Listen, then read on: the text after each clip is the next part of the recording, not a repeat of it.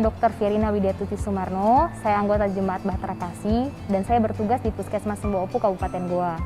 Saat ini saya akan menjelaskan tentang COVID-19, khususnya bahaya COVID-19 pada lansia, ibu hamil, anak, dan orang-orang dengan penyakit kronis. Apa itu COVID-19?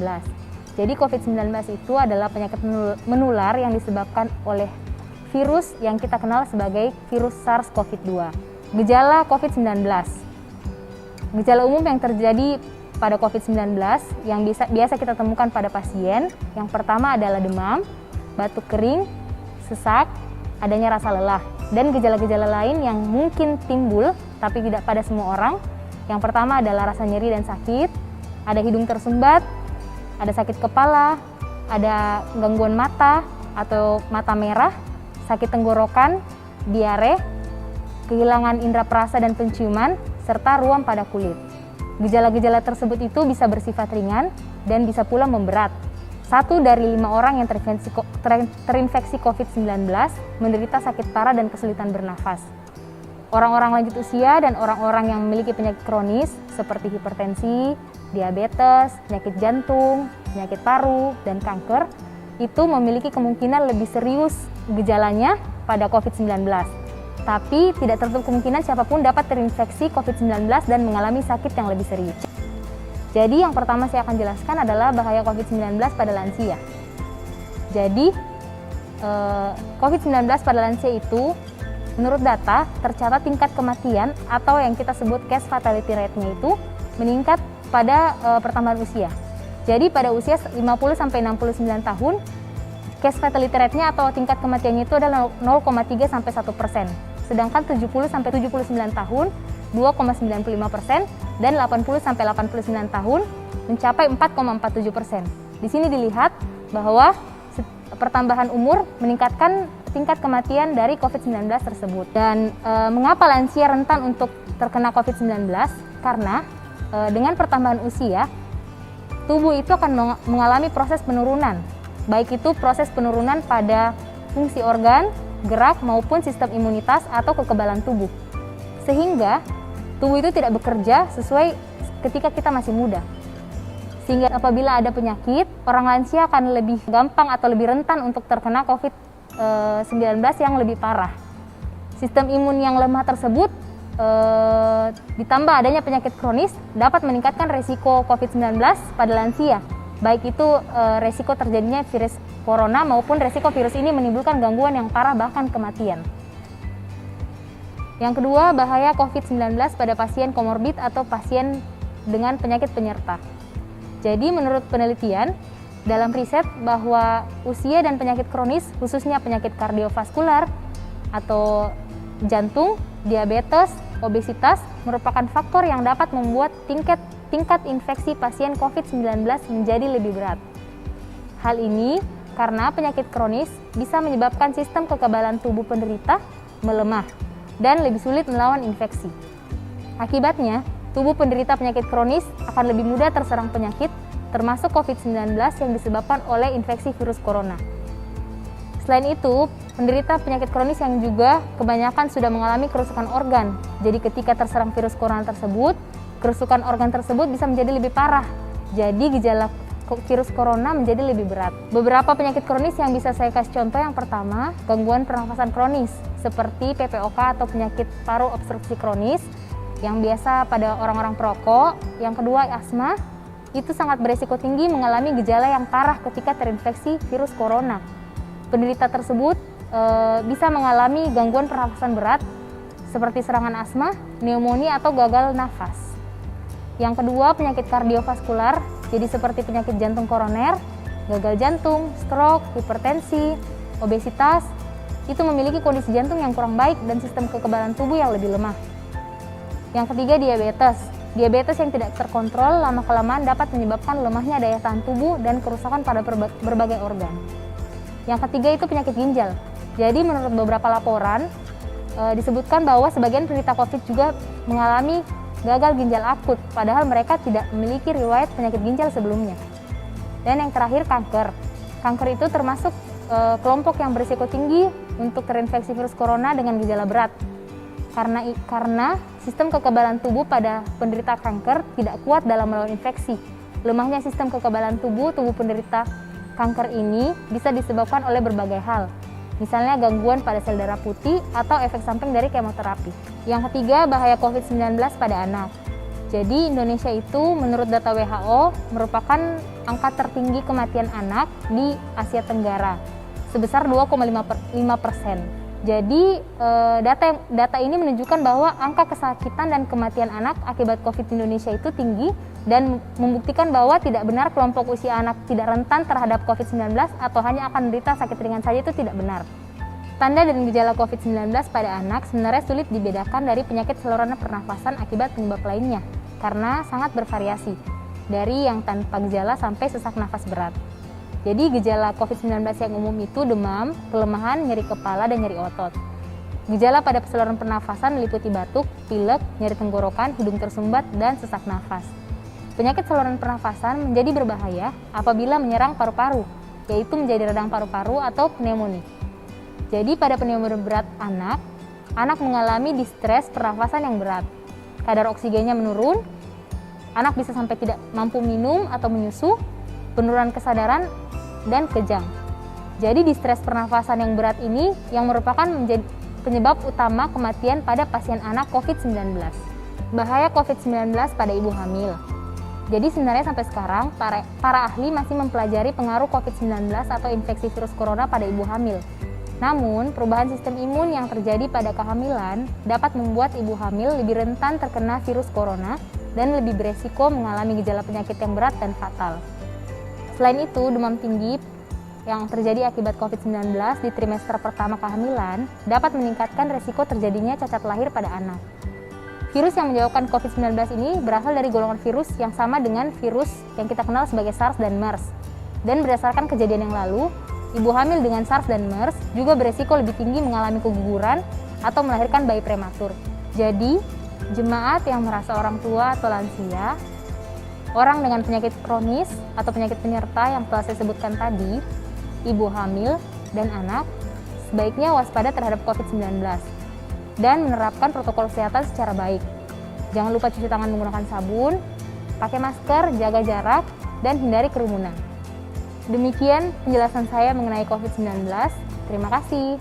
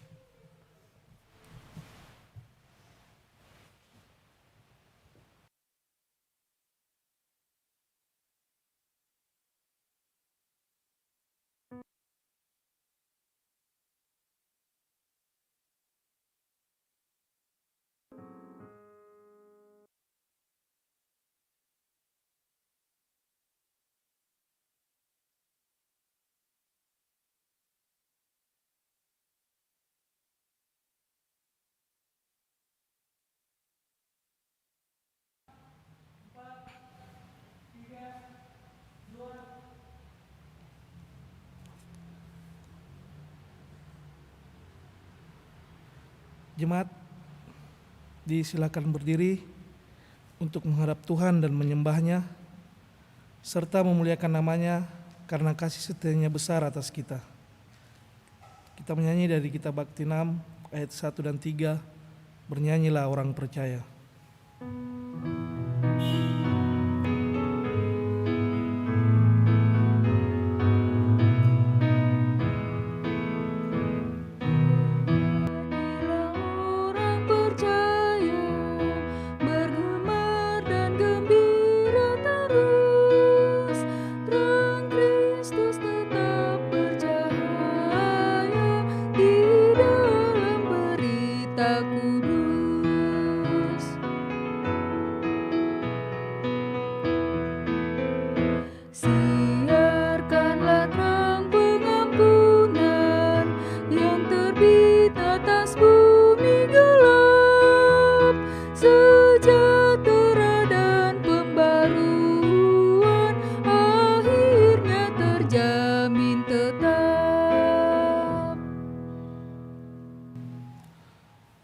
Jemaat, mari kita satu dalam doa, kita berdoa.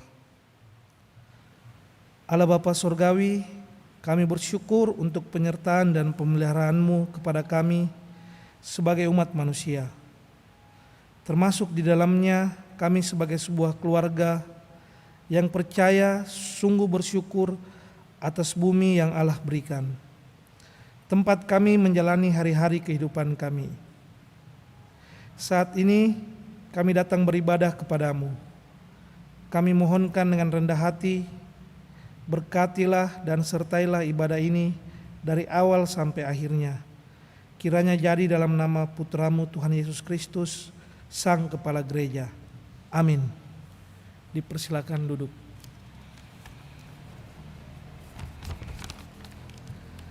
Jemaat yang dikasihi Tuhan, kita membaca Mazmur secara berbalasan. Tuhan sudah menegakkan tahtanya di sorga, dan kerajaannya berkuasa atas segala sesuatu. Pujilah Tuhan, hai malaikat-malaikatnya, Hai pahlawan-pahlawan perkasa yang melaksanakan firman-Nya dengan mendengarkan suara firman-Nya. Pujilah Tuhan, hai segala tentaranya, Hai pejabat-pejabatnya yang melakukan kehendak-Nya. Pujilah Tuhan, hai segala buatannya. Di segala tempat kekuasaan-Nya, pujilah Tuhan, hai jiwaku.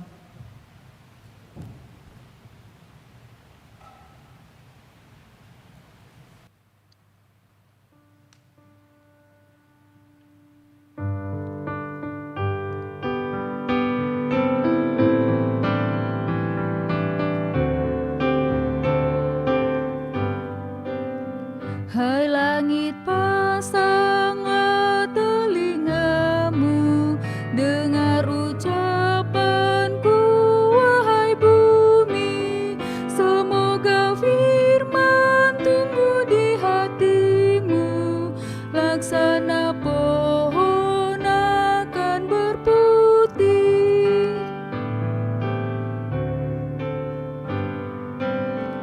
Berilah sang gunung batu, adil jalannya. Biarlah nama Tuhan ku serukan, karena kekallah kebenarannya.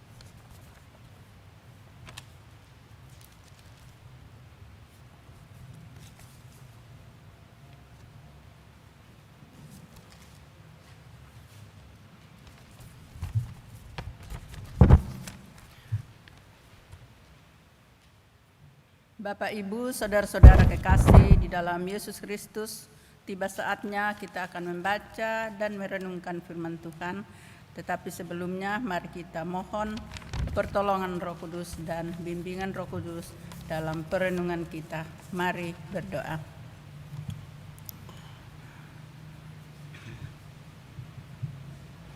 Bapa, segala puji dan syukur kami haturkan ke hadapan hadirat-Mu, karena Engkau selalu setia menyertai sepanjang kehidupan kami.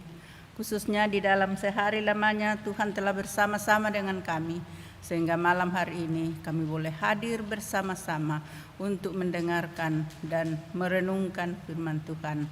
Bapa dalam surga, sebelumnya ya Tuhan, kami percaya bahwa Roh Kudus Allah hadir bersama-sama dengan kami, yang akan menuntun kami, yang akan memampukan kami untuk mengerti firman-Mu. Biarlah firman Tuhan kami boleh melakukannya dalam kehidupan kami. Ya Bapa di dalam surga, inilah doa syukur kami. Di dalam Kristus Yesus kami sudah berdoa dan mengucap syukur. Amin.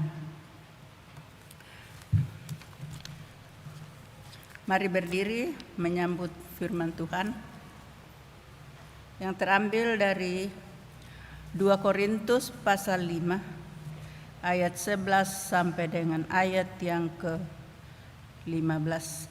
2 Korintus pasal 5 ayat 11 sampai dengan ayat yang ke-15 yang akan menyatakan demikian. Kami tahu apa artinya takut akan Tuhan. Karena itu kami berusaha meyakinkan orang. Bagi Allah hati kami nyata dengan terang, dan aku harap hati kami nyata juga demikian bagi pertimbangan kamu. Dengan ini kami tidak berusaha memuji-muji diri kami sekali lagi kepada kami, tetapi kami mau memberi kesempatan kepada kamu untuk memegahkan kami, supaya kamu dapat menghadapi orang-orang yang bermegah karena hal-hal lahiriah dan bukan batinia. Sebab jika kami tidak menguasai diri, hal ini adalah dalam pelayanan Allah, dan jika kami menguasai diri, hal itu adalah untuk kepentingan kamu. Sebab kasih Kristus yang menguasai kami, karena kami telah mengerti bahwa jika satu orang sudah mati untuk semua orang, maka mereka semua sudah mati. Dan Kristus telah mati untuk semua orang, supaya mereka yang hidup tidak lagi hidup untuk dirinya sendiri, tetapi untuk Dia yang telah mati dan telah dibangkitkan untuk mereka. Demikian jauh pembacaan firman Tuhan. Berbahagialah kita yang mendengarkannya, dan lebih berbahagia jikalau kita melakukannya dalam sepanjang hari kehidupan kita, hari lepas hari. Haleluya. Haleluya.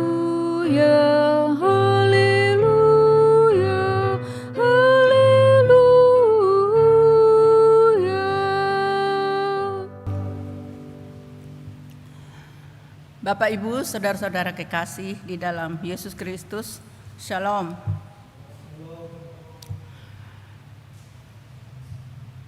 Tema pembacaan kita pada saat ini yaitu hidup berguna bagi Tuhan.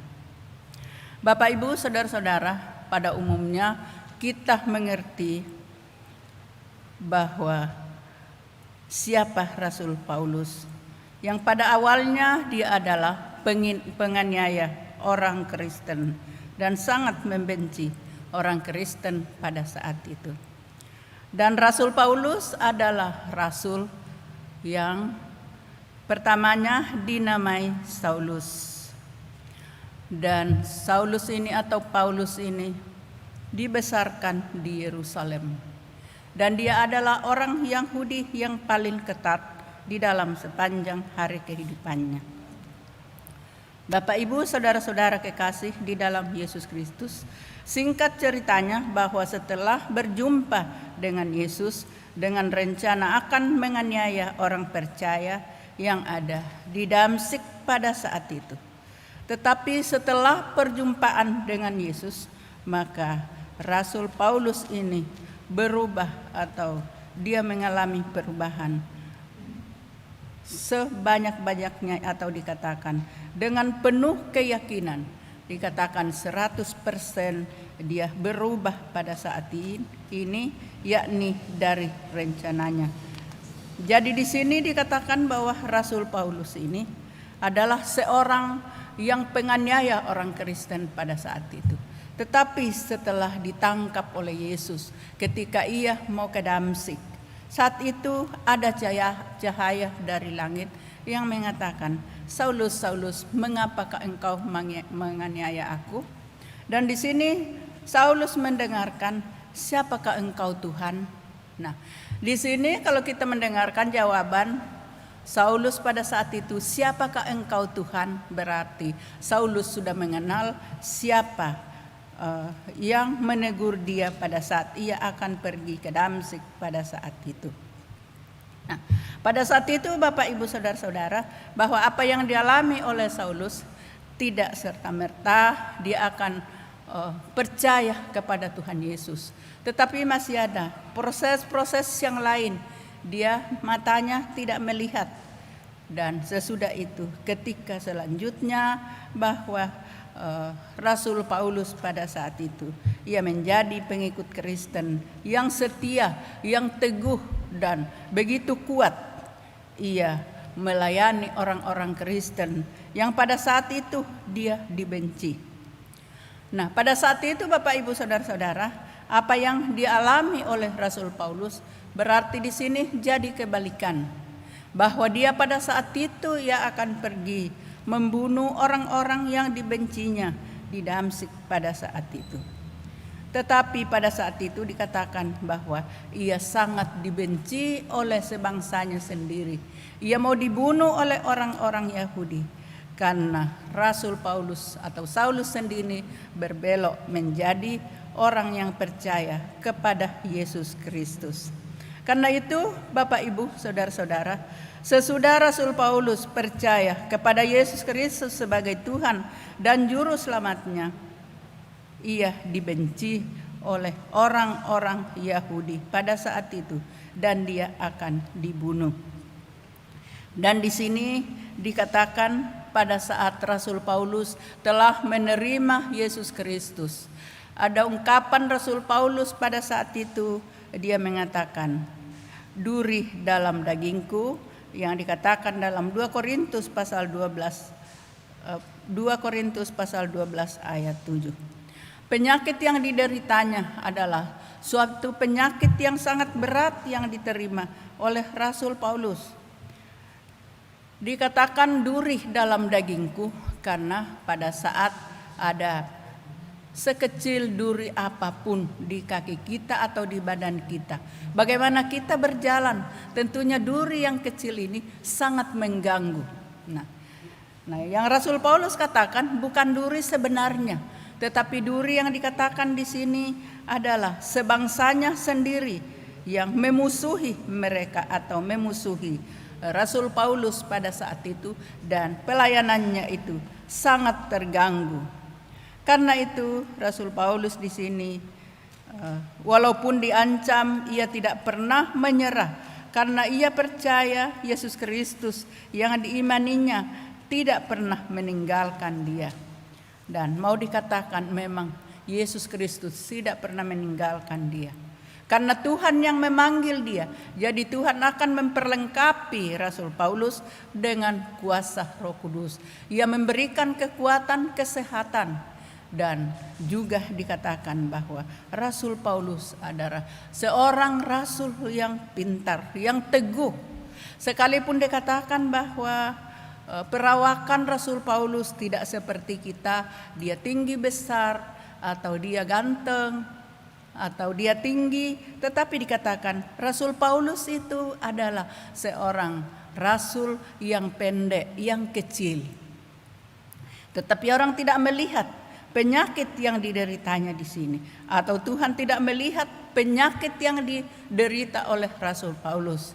Dan ada juga dikatakan dia memiliki suatu penyakit, mengidap penyakit katarak.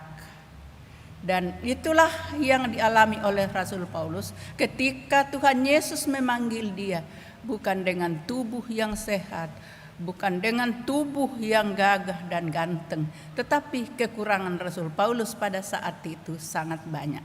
Tetapi dari kekurangan itu Tuhan memakai dia untuk memberitakan firman Tuhan di tengah-tengah orang-orang bukan bangsa Yahudi.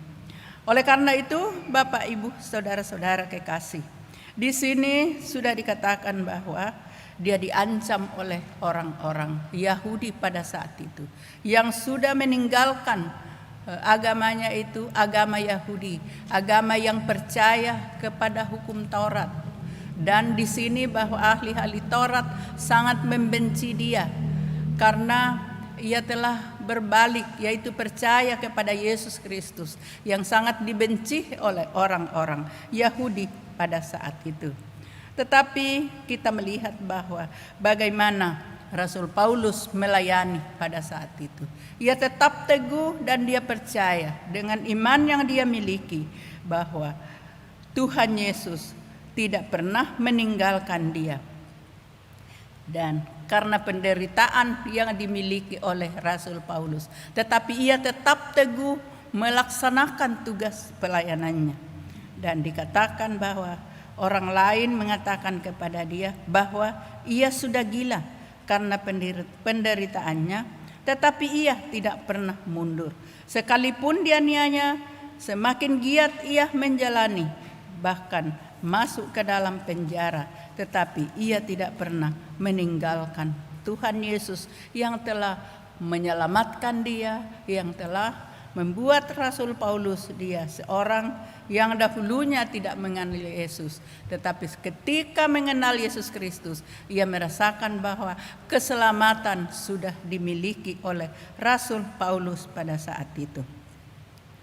Bahkan dikatakan bahwa Rasul Paulus dia berani masuk ke daerah-daerah yang tidak mengenal Yesus Kristus.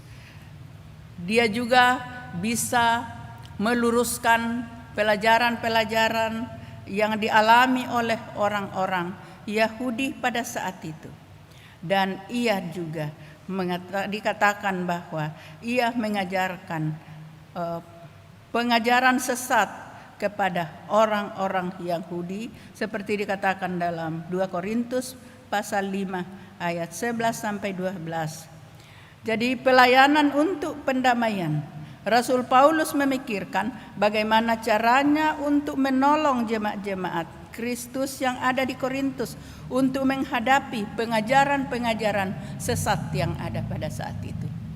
Yang kita tahu bahwa daerah Korintus adalah daerah pusat perdagangan dari barat dari timur ketemu di Korintus. Jadi dapat dibayangkan jikalau banyak orang-orang masuk ke dalam sebuah kota, maka di sana terjadi perpecahan atau terjadi ajaran-ajaran yang tidak mengenal Tuhan, atau dikatakan terjadi pengajaran-pengajaran sesat bagi orang-orang Korintus pada saat itu.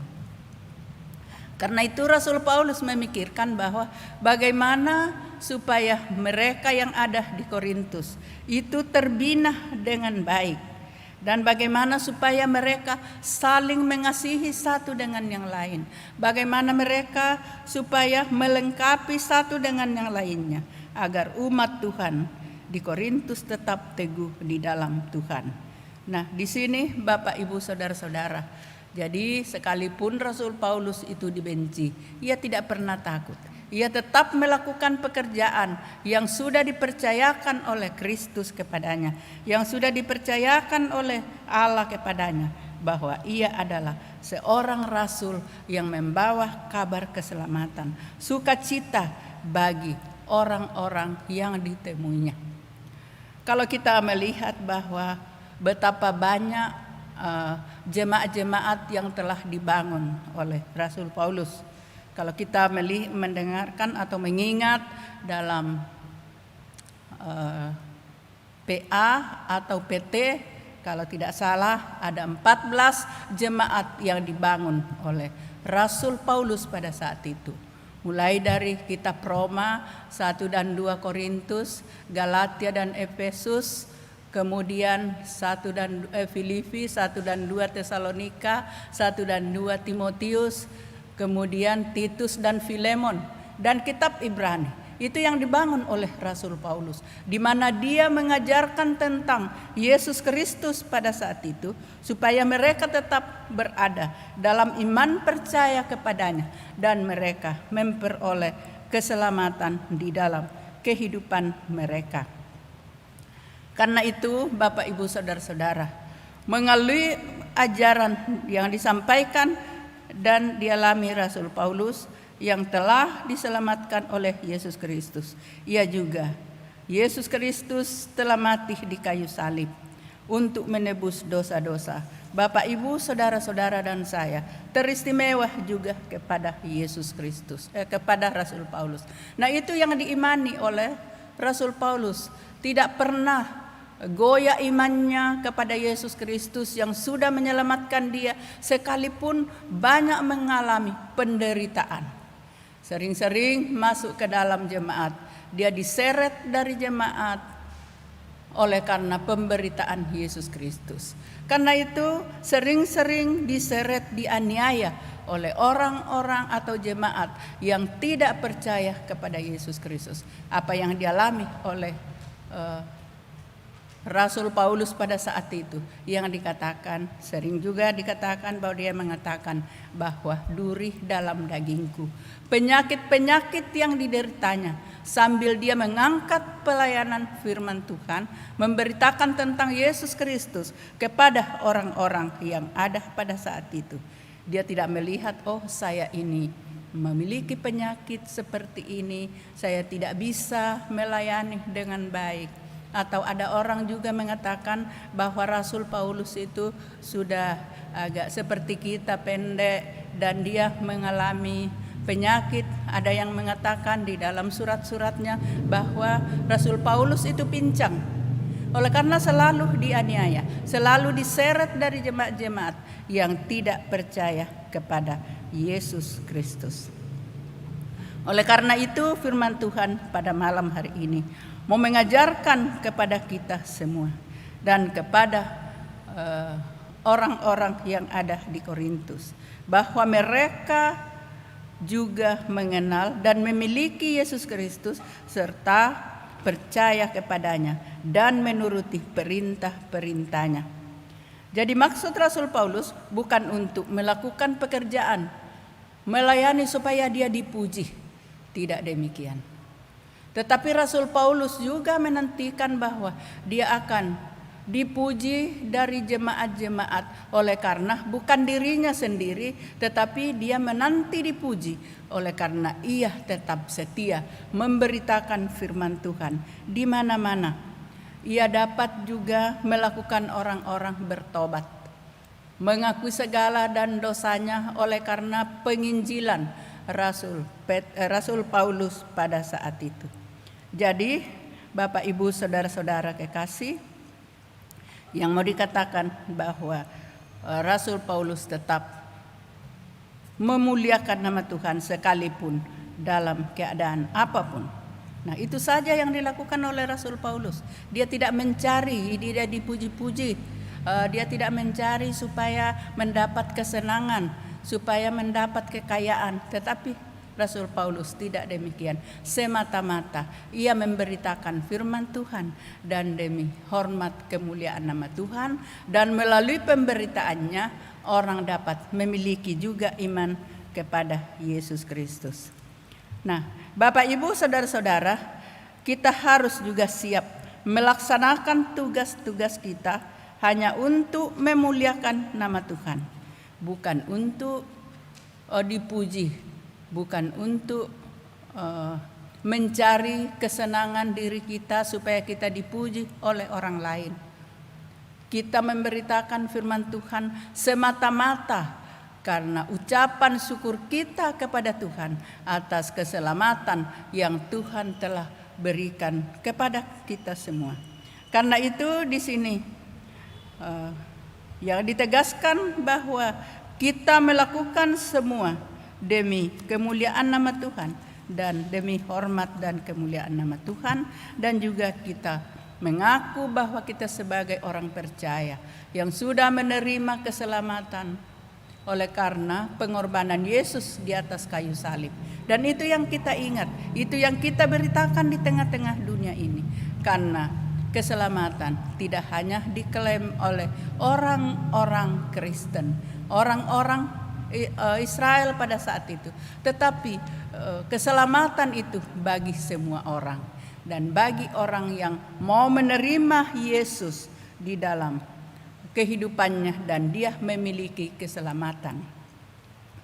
Bapak, Ibu, saudara-saudara kekasih, marilah kita selaku hamba-hamba Tuhan, kita siap melaksanakan pelayanan yang Tuhan percayakan kepada kita semua.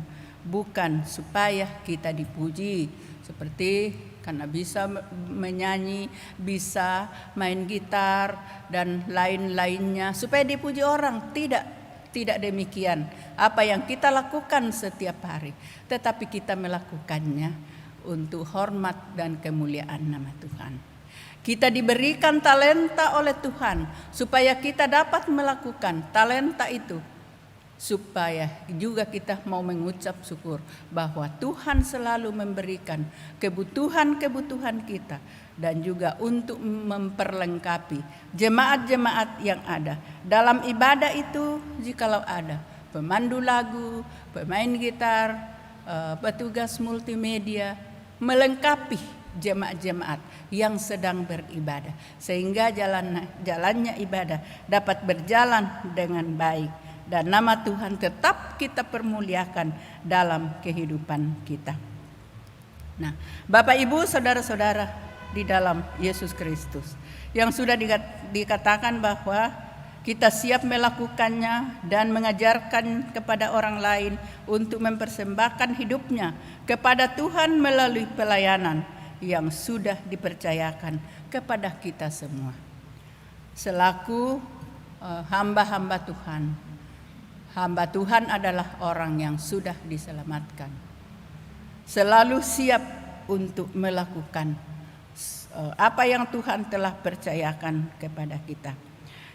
Jadi setiap orang harus hidup bukan lagi untuk dirinya sendiri, tetapi bagi pekerjaan yang memuliakan Tuhan, karena Allah telah mendamaikan dunia dengan perantaraan Yesus Kristus. Nah, itu Allah telah mendamaikan dunia dengan perantaraan Yesus Kristus.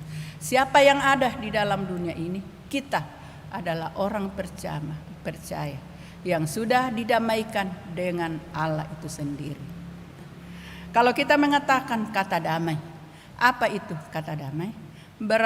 Biasa orang mengatakan damai tapi gersang. Seharusnya jangan ada kata gersangnya, tetapi damai. Damai itu terjadi jikalau dia di suatu tempat itu ada damai. Di sana tidak ada perkelahian, di sana tidak ada percekcokan, di sana tidak ada kebencian. Tetapi bagaimana kita merasakan damai itu? Tetap kita merasa damai supaya orang-orang lain juga merasa damai. Itulah maksudnya kenapa kita diperdamaikan dengan Allah, supaya kita juga sesama manusia dapat berdamai satu dengan yang lain. Jangan dikatakan berdamai tetapi masih ada dalam hati kita pikiran-pikiran yang tidak baik, selalu ada rasa benci, selalu ada rasa dendam, dan selalu kita mengingat kata-kata seseorang kepada kita. Sehingga dikatakan kata damai ini sia-sia kalau kita tidak mengerti kata damai itu. Yang damai itu kalau kita bertemu dengan orang lain, kita saling menyapa satu dengan yang lain. Kalau yang dulu kita saling bersalaman, kalau sekarang cukup dengan tanda hormat kepada kita, kepada seseorang. Itu kita merasakan damai. Itu damai yang dikatakan oleh firman Tuhan. Kita juga harus menghadirkan damai dimanapun kita berada. Dimanapun kita berada ya. Dimanapun kita berada di tengah-tengah orang yang tidak seiman dengan kita. Bagaimana kita menghadirkan damai dimanapun kita berada. Setidak-tidaknya kita menyapa satu dengan yang lain. Kita ketemu, kita senyum, bukan dengan muka yang muram atau seolah-olah kita tidak mengenal orang itu. Setidak-tidaknya pertama-tamanya orang yang ada di sekitar kita. Ada orang tidak mengenal tetangganya. Dia bertetangga tapi ditanya siapa itu, saya tidak tahu. Karena tidak pernah bertegur sapa dengan orang itu. Dan itulah gunanya kita ditempatkan di tengah-tengah umat yang tidak seiman dengan kita. Supaya di sana kita mengadakan damai kepada sebagian orang. Dan kehadiran kita di sana supaya kita mencerminkan kasih Yesus Kristus kepada tetangga-tetangga kita, kepada orang-orang yang kita temui. Apa itu mencerminkan Kristus dalam kehidupan kita? Yaitu yang dikatakan tadi dengan kata-kata yang bisa menyembuhkan sakit penyakit orang, kata-kata yang lemah lembut, kata-kata yang tidak menyakiti hati seseorang. Itu yang dimiliki oleh orang-orang percaya kepada Yesus Kristus. Mengapa kita melakukan demikian? Bukan oleh karena kekuatan kita, tetapi kita melakukannya karena Yesus lebih dahulu melakukannya, yaitu Ia datang mendamaikan orang bersama dengan sesama. Dia datang membawa kasih, yaitu Dia mengasihi semua orang. Bahkan Dia utamakan orang-orang yang lemah. Itu Tuhan Yesus. Dia mendekati itu. Dia mendekati orang miskin. Dia mendekati orang-orang yang disepelehkan oleh orang lain. Dia mendekati orang-orang yang hanya dilihat sebelah mata oleh orang. Bukan begini, tetapi maksudnya kita tidak memperdulikan siapakah kau. Yesus itu datang demikian. Sebagaimana dikatakan di sini bahwa kalau kita melakukan itu, kita telah melakukannya kepada Allah Bapa di surga. Kita telah melakukannya kepada Yesus Kristus. Sebagaimana dikatakan dalam Matius 25, ada di situ ayat-ayatnya mengatakan, dikatakan oleh Yesus, apabila engkau melihat aku telanjang, engkau memberikan aku pakaian. Apabila aku lapar, engkau memberikan aku makanan. Apabila aku haus, engkau memberikan aku minum. Dan masih banyak lagi yang dikatakan oleh Yesus.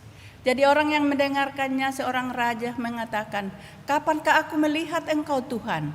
Pernah telanjang, pernah melapar, pernah juga haus. Dan Yesus katakan bahwa setiap orang yang mengasihi orang-orang seperti itu, ia telah mengasihi aku. Nah, inilah yang harus kita pahami dalam kehidupan kita. Kalau kita katakan aku mengasihi Yesus Kristus, aku telah menerima dengan sepenuh hati. Sementara kita melihat orang yang miskin, orang yang lemah, orang yang lapar, kita tidak peduli kepada mereka. Itu sama halnya dikatakan bahwa kita tidak pernah juga menerima Yesus Kristus dalam kehidupan kita. Karena mereka yang demikian adalah juga umat yang dikasihi oleh Yesus Kristus. Adalah umat yang ditebus dari dosa-dosa mereka. Karena itu mari kita perhatikan ayat-ayat demikian. Bahwa kehadiran juga Rasul Paulus pada saat itu yang dilakukannya. Orang-orang yang lemah, orang-orang yang mendapat pengajaran sesat. Rasul Paulus di sini datang mengajarkan hal-hal yang untuk menyelamatkan orang-orang Korintus pada waktu itu. Kita pun juga harus melakukannya dalam kehidupan kita sebagai orang percaya. Oleh karena itu, Bapak, Ibu, saudara-saudara kekasih di dalam Yesus Kristus, marilah kita melakukannya itu. Mari kita mengajarkannya kepada orang-orang lain.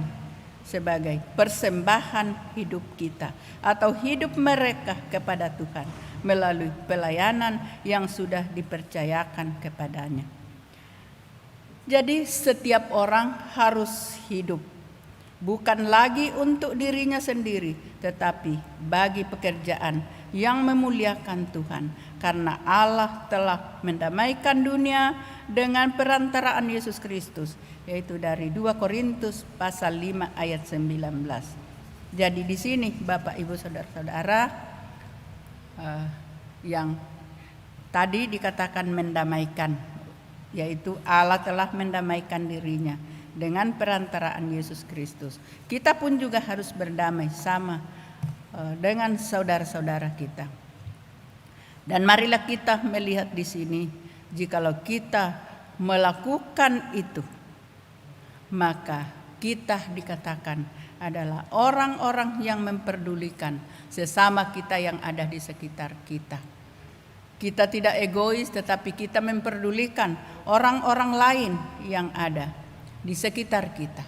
Dan kalau kita melakukannya itu bukan dengan kemampuan kita, bukan dengan kekuatan kita, tetapi kita melakukannya karena kita meneladani Yesus Kristus, sehingga hidup mereka tidak sia-sia, tetapi berkenan kepada Bapa di surga. Karena itu tema hari ini dikatakan hidup berkenan bagi Tuhan. Nah, hidup berkenan bagi Tuhan jikalau kita melakukan tadi, yaitu mendamaikan sesama kita, kita mengajarkan yang terbaik kepada mereka, bukan ajaran sesat. Nah, kita berkenan di hadapan Tuhan, hidup kita berkenan bagi Tuhan jikalau kita melakukannya itu. Jadi pertanyaan bagi kita semua sebagai orang percaya, bagaimana cara membenarkan diri kita dan membenarkan orang yang tidak berkenan kepada Tuhan atau tidak takut kepada Tuhan. Bagaimana caranya kita melakukannya itu? Dan di sini ada perbedaan yang kita saksikan dalam hidup kita, yaitu orang yang percaya kepada Tuhan, orang yang siap membenarkan orang lain di dalam Yesus Kristus, dan bagi orang yang tidak bersedia melakukan itu, siapnya adalah ajaran-ajaran sesat, siapnya adalah untuk dirinya sendiri, egois yang ada pada saat itu. Nah, kalau kita siap, orang yang siap melakukan tugas itu, yaitu sudah dikatakan bahwa ia tidak membeda-bedakan antara orang miskin dan kaya. Dia tidak membeda-bedakan orang yang lemah dan orang yang kuat. Dia tidak membedakan orang yang berpendidikan dengan orang yang kurang-kurang pendidikannya. Justru yang kurang pendidikannya kita harus dekati supaya mereka dapat juga menerima firman Tuhan di dalam kehidupannya.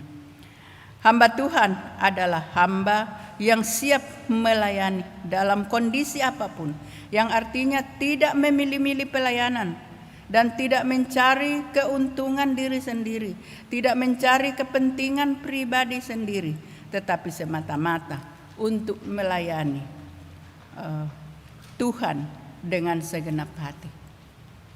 Adakah terbenak dalam hati kita bahwa kita tidak mementingkan diri sendiri, sekalipun mungkin cukup-cukupan dengan kita, dan mungkin pelajaran-pelajaran yang kita alami pertamanya, adakah kita mau membagikan kepada orang-orang yang tidak mengerti tentang diri Yesus Kristus sebagai Tuhan dan Juru Selamatnya?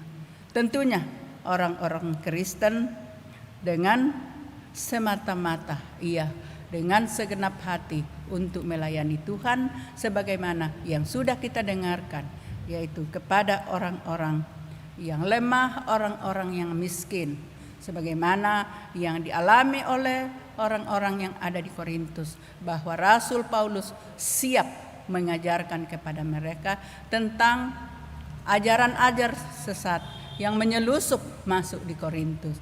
Karena itu tadi banyaknya pedagang-pedagang yang masuk di kota Korintus. Bapak, Ibu, saudara-saudara kekasih di dalam Yesus Kristus, ciri orang Kristen yang sejati adalah adanya perubahan hidup yang lebih baik dalam dirinya dan berbuah menjadi berkat di mana kita berada. Dan orang-orang Kristen yang sejati adalah orang-orang yang menjauhi kehidupan-kehidupan yang lama dan ia masuk ke dalam hidup yang baru oleh karena Tuhan telah membaharui kehidupan kita. Oleh karena itu kita harus menjadi berkat dimanapun kita berada bagi semua orang. Jadi bagian kita Bapak Ibu saudara-saudara adalah kita taat dan memiliki penyerahan total kepada kehendak Tuhan. Sebab sasaran utama orang hidup atau kekristenan kita adalah menjadi serupa dengan Tuhan. Bukan menjadi seperti Tuhan, tetapi maksudnya teladan yang ditinggalkan oleh Yesus Kristus. Itulah yang kita teladani dalam hidup kita bagi juga orang-orang yang belum mengenal Tuhan dan belum memiliki keselamatan dalam hidupnya. Kita siap untuk menjadi pemberita-pemberita Injil dimanapun kita berada. Jangan takut kalau dicela oleh orang lain, karena kita percaya apa yang kita lakukan semata-mata dari Allah di dalam Yesus Kristus. Kita lakukan itu. Jadi Tuhan itu tidak pernah meninggalkan kita. Sekalipun kita mengalami penderitaan, tetapi Tuhan selalu bersama-sama dengan kita. Karena terlebih dahulu bahwa Kristus mengalami penderitaan, demikian pun juga kita pengikutnya, bahwa kita tidak lepas dari penderitaan, tetapi penderitaan yang kita alami hanya sekejap saja, hanya di dalam dunia ini, tetapi kehidupan kekal sudah dipersiapkan oleh Allah di sorga untuk hidup bagi orang-orang yang percaya kepada Tuhan. Karena itu marilah kita dengan teguh siap menjadi pemberita Injil dimanapun kita berada, sehingga kita sebagai orang Kristen menjadi serupa dengan Kristus atau kita meneladani Yesus Kristus. Tuhan Yesus memberkati kita. Amin.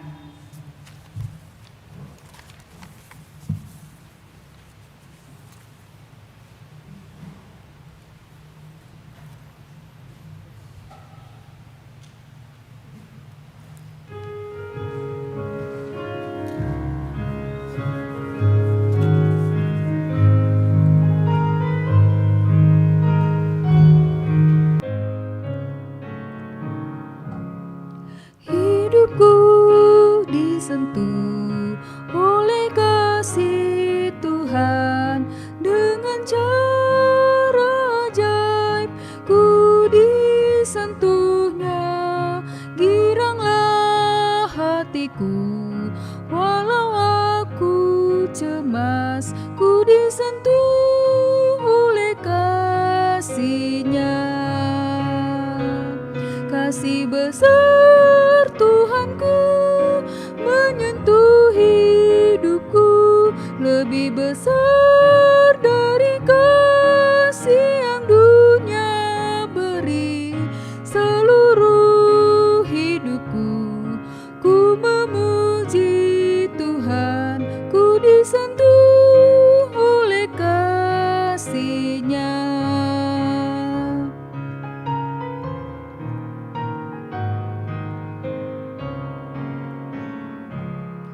Hidupku disentuh oleh kasih Tuhan, bagiku nyatalah dalam firman-Nya.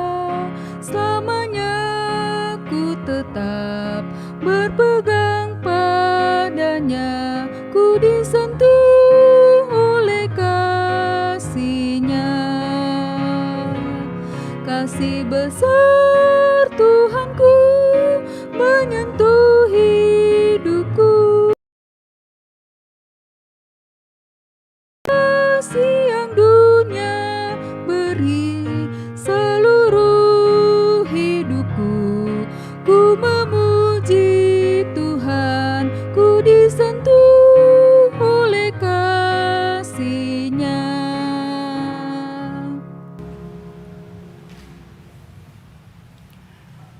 Bapak Ibu saudara-saudara yang dikasihi oleh Yesus Kristus, mari kita tunduk kepala merendahkan hati dan kita datang kepada Tuhan di dalam doa syafaat. Mari berdoa.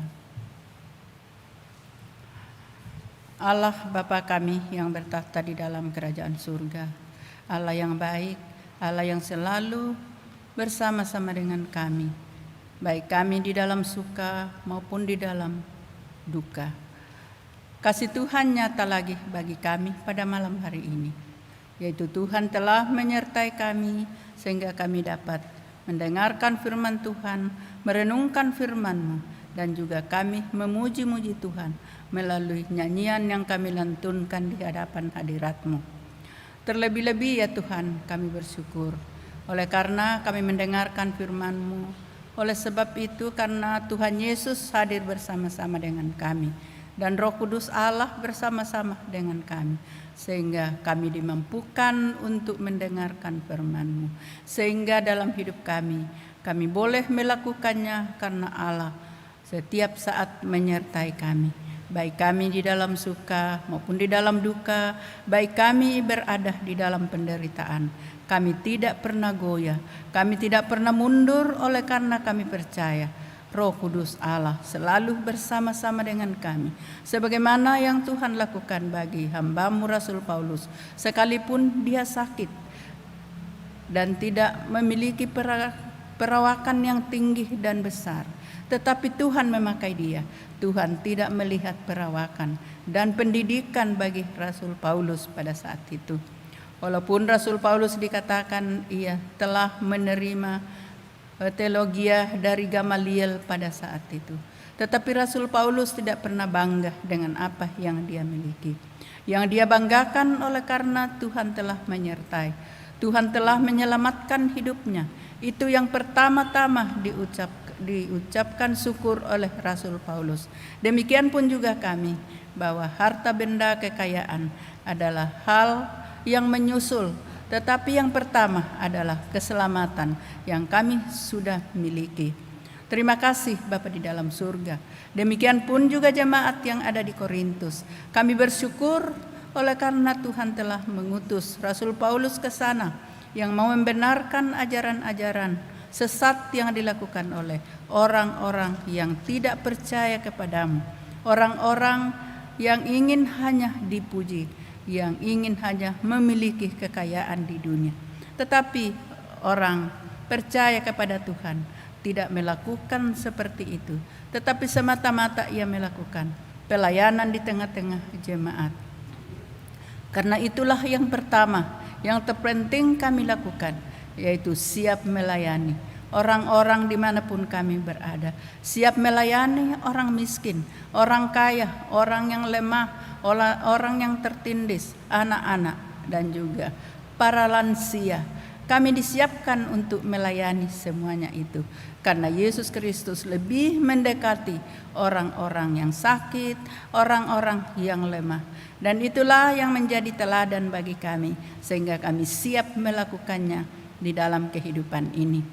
Walaupun pada saat ini Tuhan ada kendala kami untuk mengunjungi orang-orang yang sakit, yang ada di rumah sakit dan juga di rumahnya masing-masing oleh karena pandemi corona pada saat ini. Namun kami tetap mendoakan saudara-saudara kami dari rumah kami masing-masing. Kami berdoa bersama-sama dengan saudara-saudara kami yang ada di rumah sakit, yang ada di rumahnya. Kami tetap melakukannya. Terima kasih Tuhan atas kesempatan dan hikmat yang Tuhan berikan kepada kami untuk selalu mendoakan orang-orang yang tidak bisa kami jumpai saat ini. Bapa di dalam surga, kami juga berdoa bagi jemaat-jemaat Tuhan dari sektor 1 sampai sektor 12. Mari Tuhan memberkati semua, menyertai yang berduka, kiranya Tuhan menghiburkan mereka, dan yang bergumul mari Tuhan kuatkan mereka. Karena kami percaya selama hidup di dunia ini tidak pernah kami lepas dari pergumulan hidup, tetapi kami tidak pernah goyah karena kami percaya dalam keadaan apapun Tuhan Yesus selalu bersama-sama dengan kami, sebagaimana yang dialami oleh jemaat yang ada di Korintus. Bapa di dalam surga, terima kasih. Kami juga mendoakan pegawai-pegawai yang ada di Bahtera Kasih, yaitu pegawai kantor dan juga para koster, juga satpam, dan pegawai-pegawai lainnya. Kami mendoakan mereka, berikan kekuatan kesehatan kepada mereka, agar mereka tetap setia melakukan pekerjaannya sebagaimana pekerjaan yang Tuhan telah percayakan kepadanya.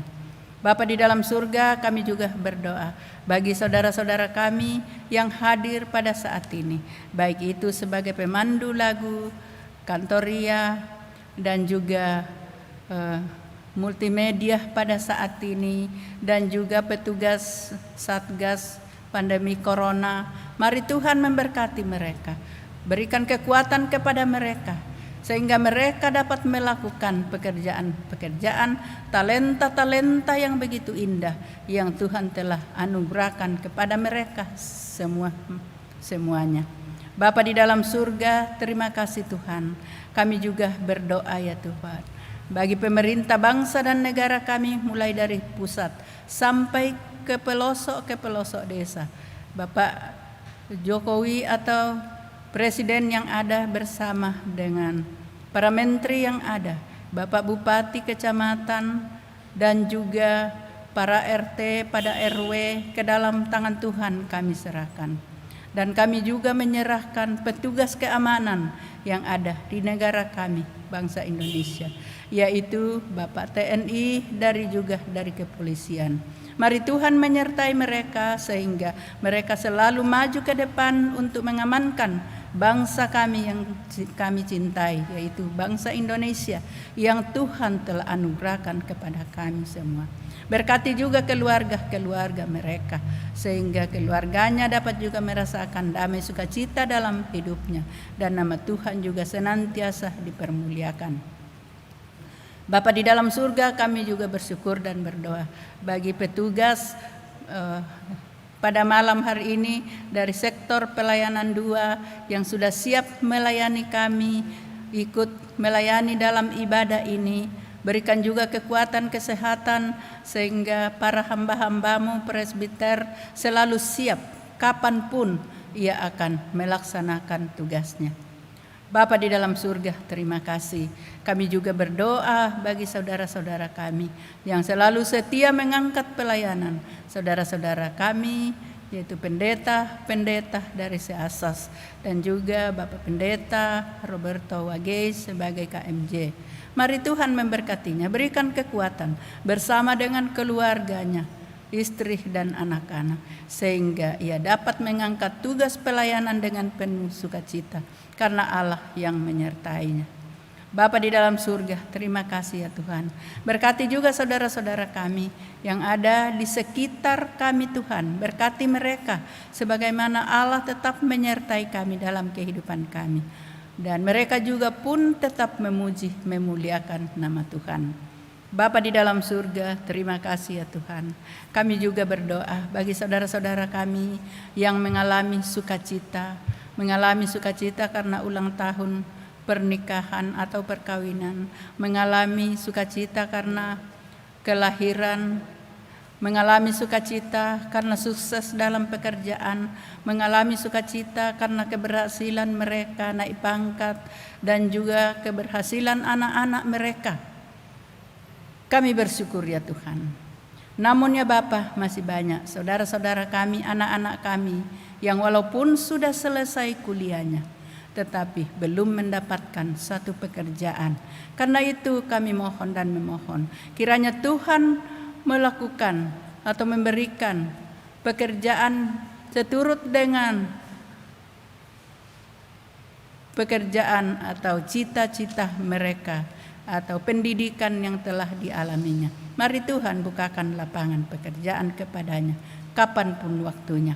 Bapa di dalam surga, terima kasih ya Tuhan. Inilah doa kami yang kami sampaikan di dalam nama Yesus Kristus yang sudah mengajar kami berdoa bersama-sama. Bapa kami yang di surga, dikuduskanlah namamu, datanglah kerajaanmu, jadilah kehendakmu di bumi seperti di surga. Berikanlah kami pada hari ini makanan kami yang secukupnya, Dan janganlah membawa kami ke dalam pencobaan, tetapi lepaskanlah kami daripada yang jahat.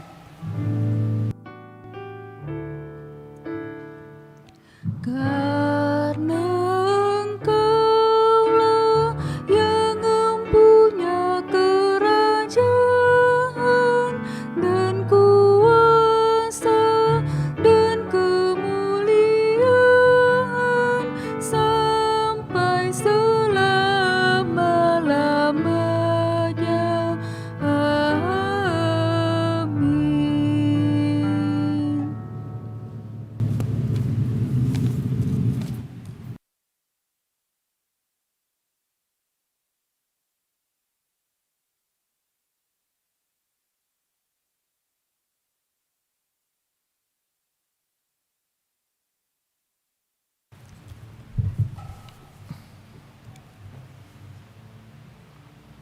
Bapak Ibu yang diberkati oleh Tuhan, saatnya kita memberi persembahan syukur hati kita kepada Tuhan. Ingatlah firman-Nya dalam 2 Korintus 9 ayatnya yang ke-7 yang menyatakan, hendaklah masing-masing memberikan menurut kerelaan hatinya, jangan dengan sedih hati atau karena paksaan, sebab Allah mengasihi orang yang memberi dengan sukacita.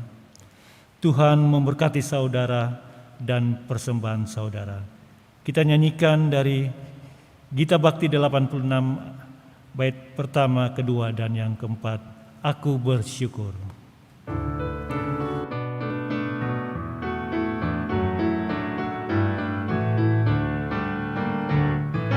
Aku bersyukur Allah sumber hidupku, Dia memberi rahmat-Nya kepadaku. Puji dan syukur ku naikkan kepadanya, yang maha kudus di surga terpujilah.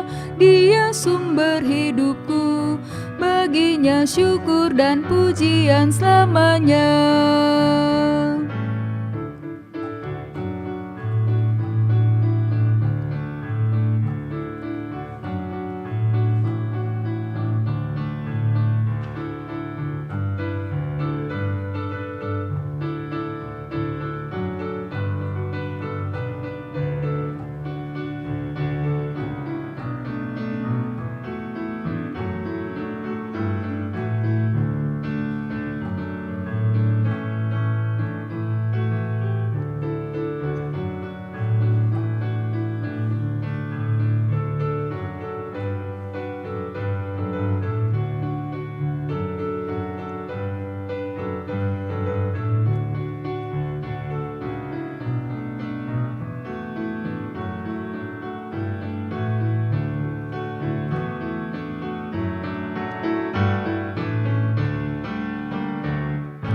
Aku bersyukur Allah sumber hidupku, sandang panganku dipenuhi olehnya. Puji dan syukur ku naikkan kepadanya, yang maha kudus di surga terpujilah. Dia sumber hidupku, baginya syukur dan pujian selamanya. Aku bersyukur Allah sumber hidupku, susah dan senang ku bersandar padanya. Puji dan syukur ku naikkan kepadanya, yang maha kudus di surga terpujilah. Dia sumber hidupku, baginya syukur dan pujian selamanya.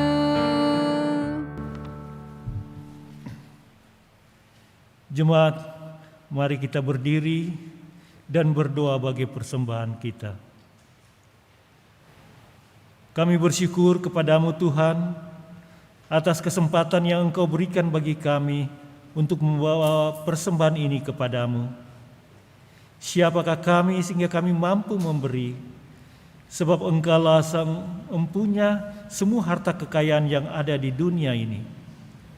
Namun Tuhan mengajar kami untuk memberi persembahan sebagai ungkapan syukur hati kami, dan persembahan ini akan kami pergunakan untuk pekerjaan memuliakan nama-Mu. Terimalah ya Tuhan, dan berkatilah persembahan ini. Demi Tuhan Yesus Kristus, Juru Selamat kami. Amin. Dipersilakan duduk kembali.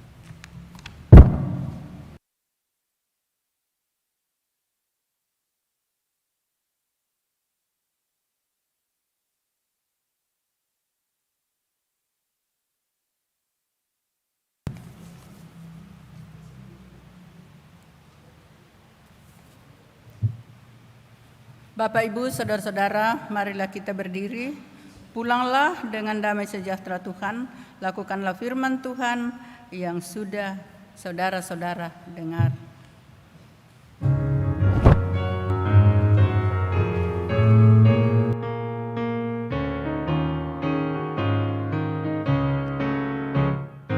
Tuhan Kau gembala kami, tuntun kami domba-Mu. Berilah kami menikmati hikmat pengorbanan-Mu. Tuhan Yesus Juru Selamat, kami ini milik-Mu. Tuhan Yesus Juru Selamat, kami ini milik-Mu.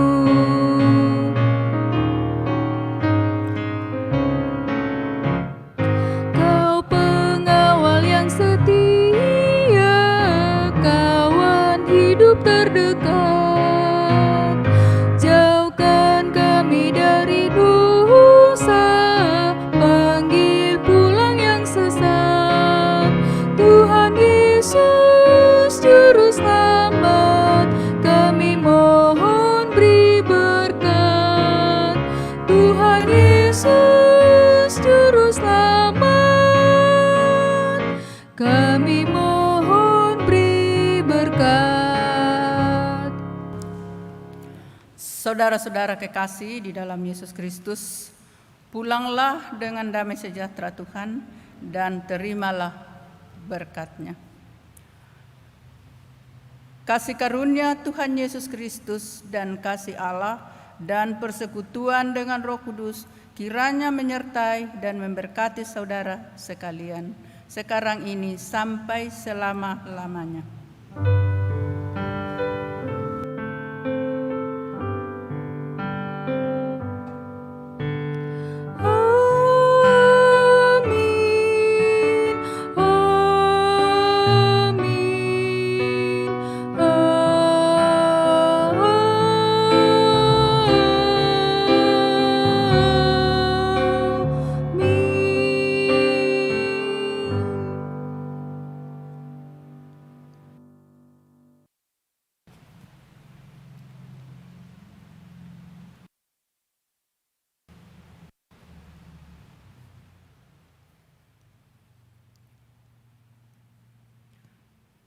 Ibadah kita telah selesai. Tuhan memberkati kita semua.